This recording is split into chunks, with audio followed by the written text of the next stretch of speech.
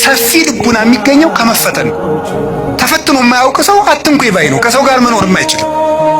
ስለዚህ እግዚአብሔር ከመከራ የተነሳ አሰፋልኝ ያለ ቅዱስ ዳዊት ለዚህ ነው። መከራ ትዕግስትን እንዲያደርግ፣ ትዕግስትን ተስፋን እንዲያደርግ እናውቃለን። ተስፋ ደግሞ አያሳፍርም ይላል ቅዱስ ጳውሎስ። መከራ ትዕግስትን ያደርጋል። ትዕግስት እንድናገኝ ብርቱ እንድንሆን። የሰው ልጅ እንደ አትክልት ነው። አረጋዊ መንፈሳዊ እንደሚናገረው አትክልት በፀሐይ ብቻ ማደግ አይችልም፣ ይደርቃል።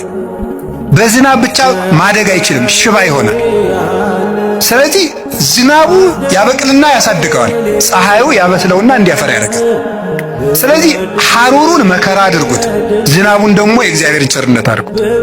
ሰው ሁልጊዜ ቸርነቱን ብቻ ቢያደርግለት መከራ ሳይመጣበት ብቻ ቢጠብቀው የሰው ልጅ ልፍስፍስ ይሆናል፣ ሰነፍ ይሆናል።